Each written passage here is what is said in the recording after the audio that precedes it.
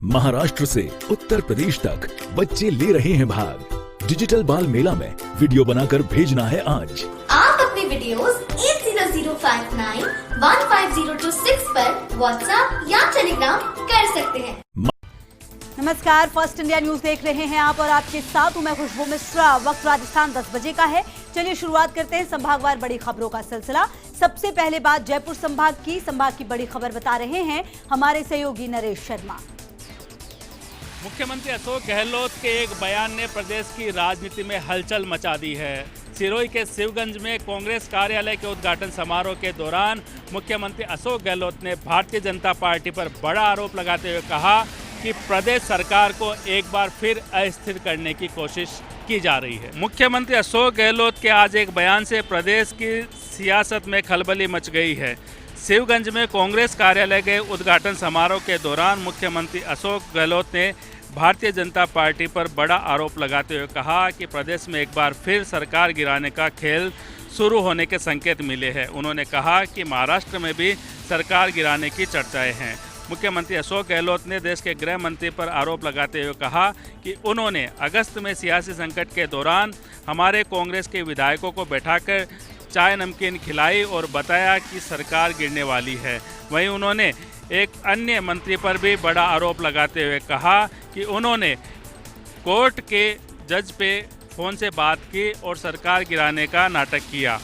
मुख्यमंत्री अशोक गहलोत ने कहा कि इस पूरे घटनाक्रम के दौरान कांग्रेस के नेता अजय माकन, रणदीप सुरजेवाला, अविनाश पांडे और वेणुगोपाल भी राजस्थान में मौजूद थे और उन्होंने ही प्रदेश के कांग्रेस नेताओं को बर्खास्त करने का फैसला किया, तब जाके सरकार बच पाई। उन्होंने कहा कि प्रदेश की जनता चाहती है कि सरकार नहीं गिरने चाहिए और इसी कारण से सभी विधायकों ने सरकार का पूरा सहयोग किया। मुख्यमंत्री अशोक गहलोत ने कहा कि भारतीय जनता पार्टी चाहे जितनी कोशिश कर ले, लेकिन प्रदेश की सरकार स्थिर है और इसे कोई नहीं गिरा सकता। वहीं मुख्यमंत्री अशोक गहलोत के इस आरोप पर बीजेपी के प्रदेश अध्यक्ष सतीश पूनिया ने भी पलटवार किया।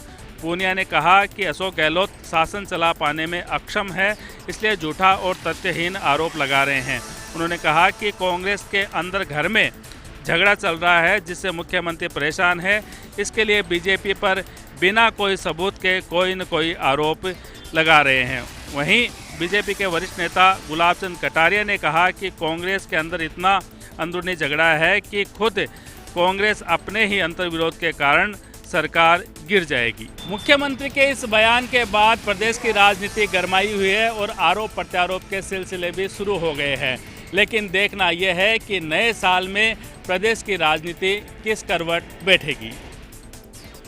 आगे बढ़ते हैं, बात बीकानेर संभाग की करते हैं जहां की बड़ी खबर बता रहे हैं हमारे सहयोगी लक्ष्मण राघव।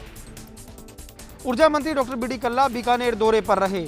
यहां पर पूछे गए एक सवाल के जवाब में डॉक्टर बीडी कल्ला ने कहा कि सब जानते हैं कि भाजपा ने पहले भी सरकार गिराने की कोशिश की है। मुख्यमंत्री जी ने जो कुछ बात कही है निश्चित तौर पर पुख्ता सूचना होगी, लेकिन ये बात तय है कि राजस्थान में मुख्यमंत्री अशोक गहलोत के नेतृत्व में हम सब एकजुट हैं। सरकार स्टेबल है, भाजपा की कोशिशें कामयाब नहीं होंगी। सबको पता है कि पिछले दिनों क्या हुआ था, कुछ विधायकों से भाजपा ने संपर्क भी किया था।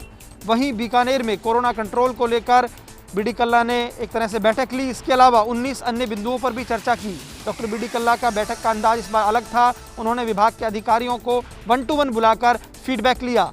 कल्ला ने कहा कि पहले स्थिति थोड़ी बीकानेर में कोरोना को लेकर एक तरह से कहा जा सकता है अव्यवस्थाएं थी, लेकिन मैंने मुख्यमंत्री जी से भी बात रखी थी और उसके बाद चीज़ों में सुधार हुआ है। अब ऑक्सीजन सिलेंडर सहित तमाम चीज़ें बिल्कुल दुरुस्त है। उन्होंने कहा कि बीकानेर में एक डेडिकेट हॉस्पिटल के लिए ज़मीन चिन्हित करने की बात भी कही है, जिसको लेकर प्रशासन काम कर रहा है। तो कुल मिलाकर कहा जा सकता है कि डॉक्टर बीडी कल्ला ने सरकार की स्टेबिलिटी को लेकर कहा है कि भाजपा ऐसी कोशिश करती रहे, कांग्रेस के विधायक एकजुट हैं। तो वहीं बीकानेर में कोरोना कंट्रोल को लेकर अब उन्होंने संतोष जताया है। आगे बढ़ते हैं, बात अजमेर संभाग की करते हैं जहां की बड़ी खबर बता रहे हैं हमारे सहयोगी कौशल जैन। पंचायत चुनाव के चौथे और आखिरी चरण का मतदान आज शांतिपूर्ण हुआ संपन्न। अजमेर संभाग के चारों जिलों की 9 पंचायत समिति के ग्रामीण मतदाताओं ने किया मतदान। पंचायत चुनाव का आज चौथा और अंतिम चरण का मतदान शांतिपूर्ण संपन्न हुआ। अजमेर जिले की किशनगढ़ और अराइम पंचायत समिति के 61.40% मतदाताओं ने मताधिकार का उपयोग किया, तो वहीं टोंक जिले की देवली पंचायत में 58.68% मतदाताओं ने वोट डाला। संभाग के नागौर की लाडनू, मौलासर और डीडवाना के 60.90% मतदाताओं ने अपने गांव की सरकार के लिए मतदान किया, तो वहीं भीलवाड़ा की 3 पंचायत समितियों के 67.56% ग्रामीण मतदाताओं ने अपने मताधिकार का उपयोग किया। नाराजगी के चलते अराई के शंकरपुरा ग्रामीणों ने मतदान का बहिष्कार किया। शांतिपूर्ण मतदान के बाद अब 8 दिसंबर को खुलेगी चुनावी रण में भाग्य आजमाने वाले उम्मीदवारों की किस्मत। देखना यह है कि कौन बना पाएगा जिला प्रमुख। आगे बढ़ते हैं, बात जोधपुर संभाग की करते हैं, जहां की बड़ी खबर बता रहे हैं हमारे सहयोगी विक्रम सिंह।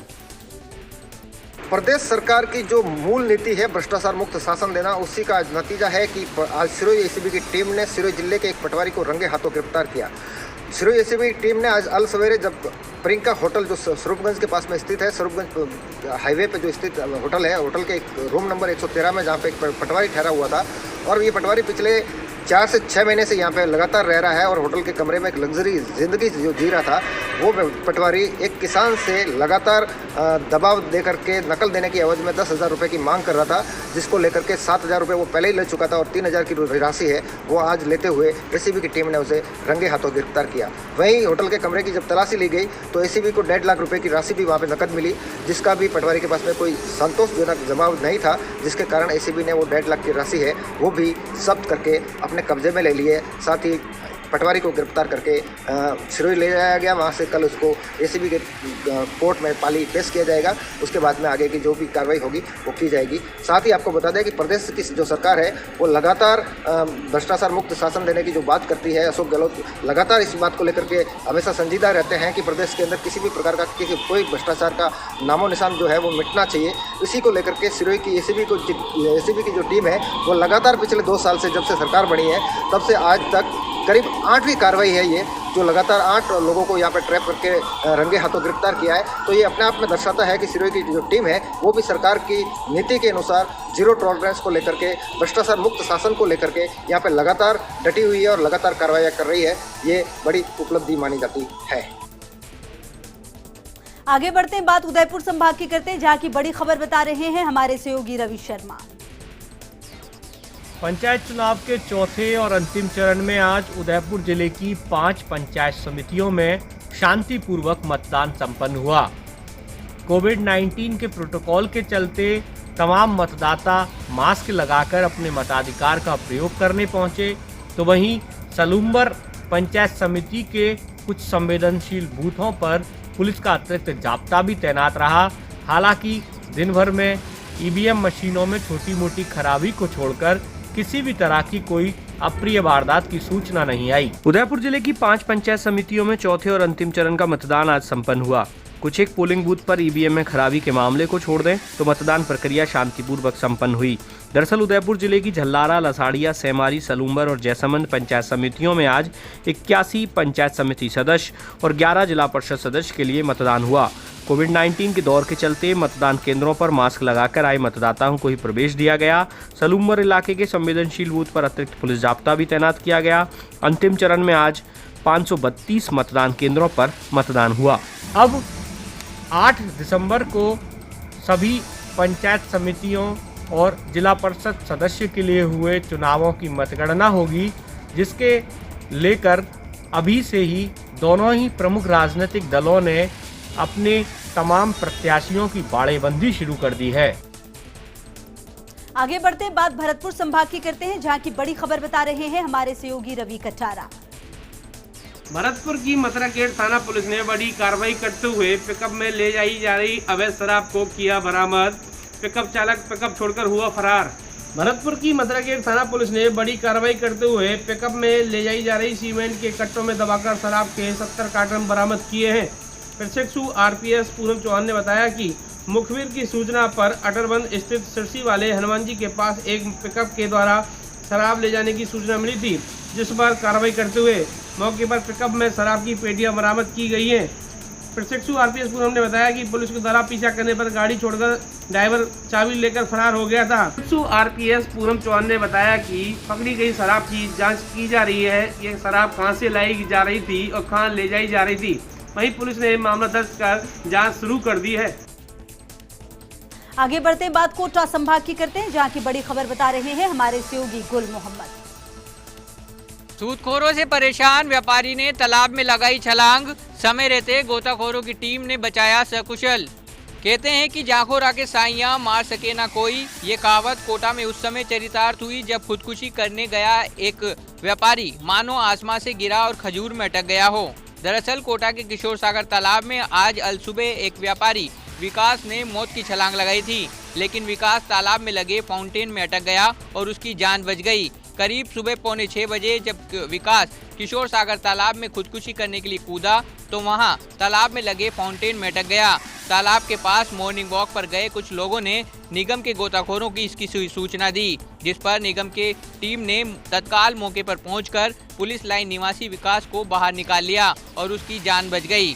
लाखों के कर्ज से दबा विकास सूदखोरों से परेशान चल रहा है। उसकी दुकान भी कर्ज के कारण बंद हो गई है। आए दिन सूदखोरों की धमकी से परेशान होकर उसने ये कदम उठाया। फिलहाल गोताखोरों की टीम ने व्यापारी को तालाब से निकालने के बाद पुलिस के सुपुर्द कर दिया है और पुलिस इस पूरे प्रकरण की जाँच कर रही है। तो संभागवार सभी खबरों से रूबरू कराने के लिए आप सभी का बेहद